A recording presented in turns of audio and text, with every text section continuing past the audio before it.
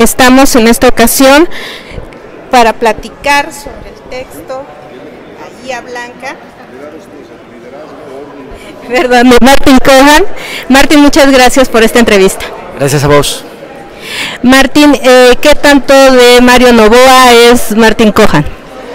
Nada, hay personajes que se construyen sobre la base de una proyección o alguna clase de identificación del narrador o bien del autor, siendo tan distintos, y en mi caso suelo trabajar sobre la diferencia y no sobre la identificación. Me gusta mucho más construir personajes que no tienen nada mío y que no se parecen en mí en nada, y diría incluso que un personaje como Mario Novoa lo pensé procurando que él lograra esa clase de cosas que yo no logro. O sea que tiene que ver más bien con algunas ideas mías que conmigo, o con lo que a mí me gustaría que conmigo. Te hago esta pregunta porque al leer el texto de Bahía Blanca, bueno, es como una invitación a vamos a conocer cómo empieza la Patagonia y cómo empieza una historia un poco tormentosa, digamos, para nosotros, pero también algunos dejos. Estamos hablando de alguien que escribe, alguien que le gusta la literatura, y por eso, dado que tú fuiste profesor, bueno, de literatura, dije, a lo mejor tiene algo particular, algo personal el personaje. Debo decir, fui profesor y soy profesor. Mi trabajo es ese. Soy profesor de literatura y enseño en la universidad. Enseño en la Universidad de Buenos Aires y enseño en la Patagonia también, así que esa es mi actividad hasta hoy. Yo diría que uno a veces usa algunos materiales, porque a veces conviene trabajar sobre lo conocido, pero sé que abunda la literatura en la que los personajes no son sino una especie de o alter ego del autor, o proyecciones del autor, o directamente transposiciones autobiográficas. Yo no escribo así, nunca he escrito así, y no uso cosas mías más que como aspectos anecdóticos, quizás porque me permiten resolver algunas cosas muy puntuales, que si yo, por ejemplo, conozco tal lugar, o conozco tal circunstancia, o conozco tal modo de viaje, o conozco tal aeropuerto, puedo usar eso porque eso me va a permitir trabajar la escritura con un nivel de precisión o de detalle que quiero aprovechar. Pero la idea de que un personaje me represente, no, nunca lo he hecho. O la idea de que haya cosas mías de fondo en ese personaje, nunca lo hice. Es cierto que el personaje de Bahía Blanca trabaja sobre literatura, pero debo decir que la relación que él tiene con la literatura no es la que tengo yo, con lo cual otra vez me ha tocado trabajar sobre la diferencia y no sobre la identificación.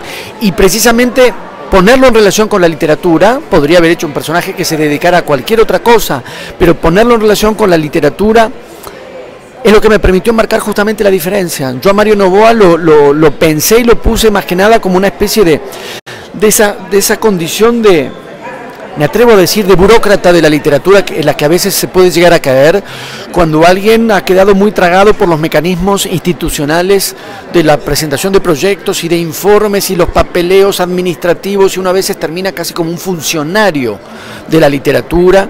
Y yo he cometido muchísimos errores en mi vida, pero ese me parece que no. Logré sostener, aún en mi trabajo y en mi condición de pertenencia institucional, la relación lo más genuina posible con lo que me gusta leer y con lo que me gusta escribir.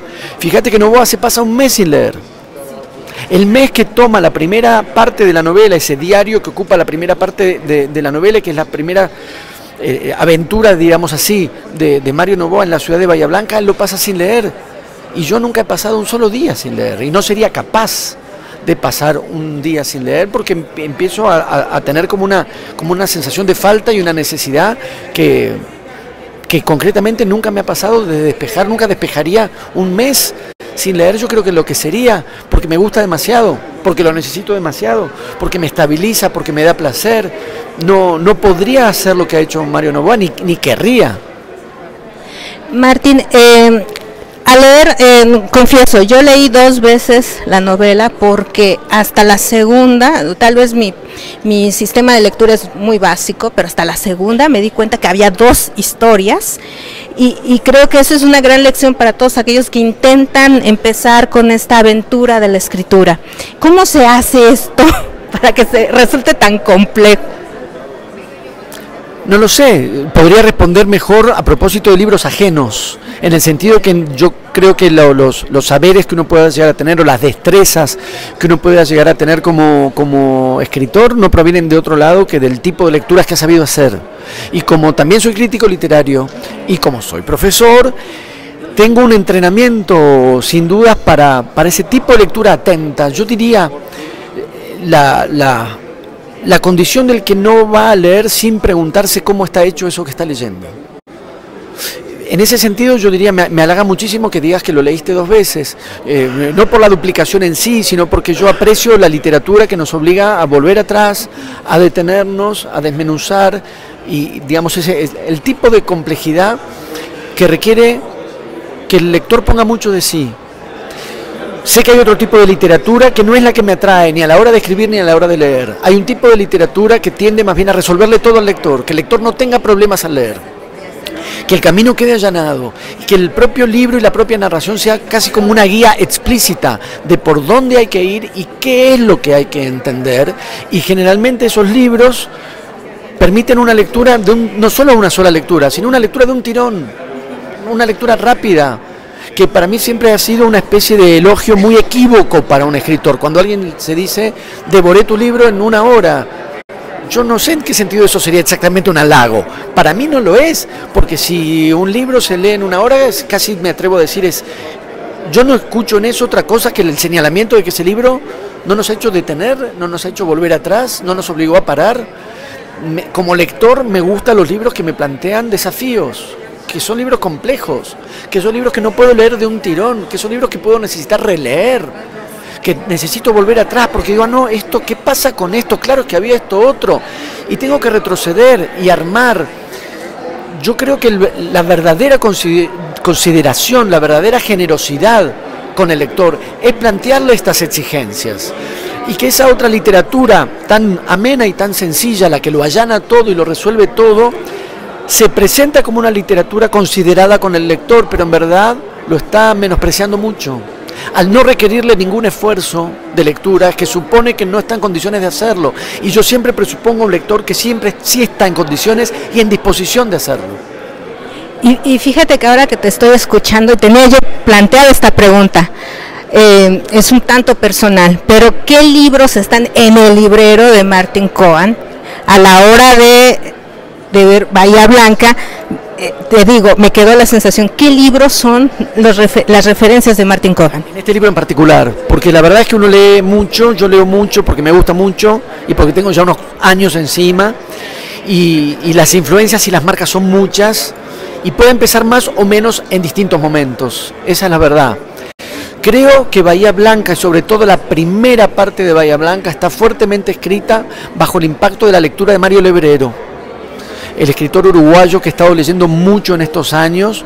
En parte creo que cada cosa que escribo tiene la influencia de Juan José Saer, que es un escritor argentino que admiro muchísimo, y el tipo de construcción del fraseo de Juan José Saer, su idea del ritmo y de la cadencia que ha de tener una escritura, para mí es un gran modelo que ha traspasado a otros escritores argentinos como Sergio Chekfek, por ejemplo, y que intento lo más posible que traspase a mí, que a la vez viene del Nouveau Roman francés y que a la vez viene de Proust, es decir, nadie inventa y todos estamos retomando y reescribiendo.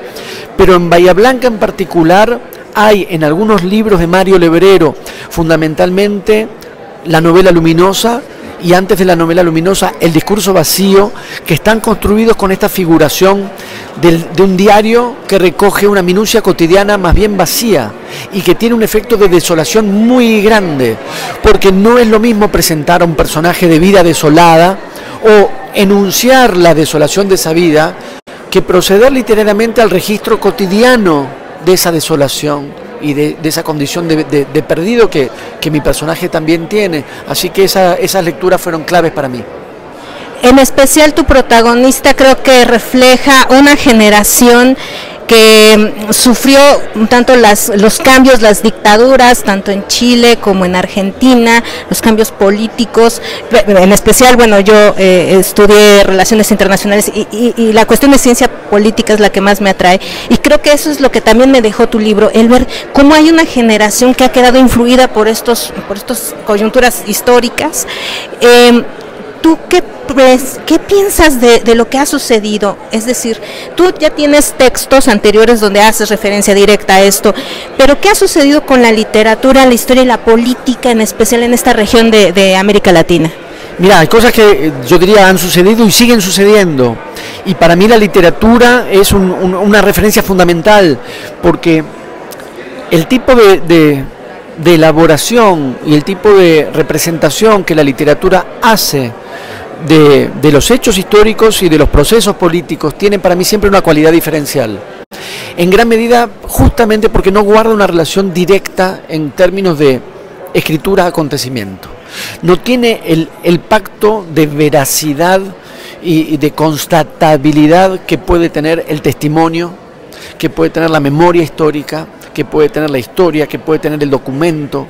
Me parece que en la medida en que la literatura queda objetivamente eximida de una relación más inmediata con la verdad de los hechos, es que puede apuntar a otra clase de verdad, que muchas veces tiene que ver con procesos más secretos, más subterráneos, más inadvertidos o más lentos. Por eso me interesa mucho ver también la temporalidad de la literatura respecto de los acontecimientos, que a veces anticipa elementos o a veces los termina procesando mucho después, pero de un modo en que otro tipo de discursos no lo terminan de procesar o no podrían por su misma estructuración, diría yo. Por ejemplo, lo que ocurrió con la dictadura en Argentina, lo que ocurre con la represión tristemente en nuestros países, tiene una dimensión de constatación más inmediata, que sin duda los documentos, los testimonios, el discurso periodístico, el discurso de análisis político, el discurso histórico pueden dar perfectamente cuenta de lo que supone esa condición de represión y de violencia. Pero también es verdad que los impactos y las huellas que eso va dejando sobre la sociedad en general, hayan recibido esas formas directas de violencia o no, y el modo en que la condición de violencia cuando las condiciones de violencia se generalizan y se convierten en condiciones sociales, el modo en que la violencia o su anuncio o su posibilidad, su efecto de intimidación, el miedo que producen, comienzan a deslizarse y a atravesar la vida cotidiana en esas capas y en esas dimensiones que no son las de la violencia desatada de manera explícita. Ahí hay una zona para indagar en las vidas comunes, en los días comunes, en aquellos a los que aparentemente no les ha pasado nada y al mismo tiempo están viviendo bajo la sombra tenebrosa de eso que está pasando. ¿De qué manera eso se va infiltrando en las vidas comunes de los días comunes? Yo creo que la literatura tiene un dispositivo de narración y de representación privilegiado para captar eso, y que es un tipo de captación y de representación indispensable, porque el asunto no es solo un crimen, el crimen, los crímenes de Estado, que son aberrantes de por sí, el modo que esos se expanden hacia una situación de intimidación y de inquietud generalizada, y que aún por fuera de la esfera específica de la violencia estamos señalados por la violencia. Me parece que ahí hay algo que es indispensable interpelar también, porque en definitiva hay una dimensión del transcurso social de esa violencia que se mide en ese plano, y yo creo que la literatura, insisto, es un discurso privilegiado para eso. Y te reitero, yo disfruté mucho la lectura de Bahía Blanca, me encantaría, ¿tú cómo invitarías a los alumnos, en especial a los futuros abogados de la Facultad de Derecho, a que se acerquen a tu obra? Bueno, es difícil porque eso casi supondría colocarme en el lugar de decir algo bueno sobre lo que yo mismo escribo, y mi sentido del pudor me lo impide. Solo puedo decir que la escritura es un proceso tan solitario y de tanto repliegue que no puede sino luego ponernos en un estado de deseo de lectura enorme. Uno queda conjeturando qué va a pasar con cada lector, qué lector puede venir a parar a este libro. Uno escribe con un deseo de lectura muy fuerte y al mismo tiempo el lector no está ahí, es una pura conjetura. Uno sabe quiénes pueden llegar a ser, qué le puede llegar a pasar a cada uno, de manera que más que ponerme a elogiar el libro para atraer a los lectores, que es algo que en el fondo siento que no debería hacer, no corresponde que haga, sí puedo manifestar mi invitación como autor desde mi deseo de ser leído. Ok, perfecto. Martín, muchísimas gracias. Gracias a todos ustedes. Seguimos en la Feria Internacional del Libro de Guadalajara y obviamente pues acérquense a Bahía Blanca. Gracias. Gracias a vos.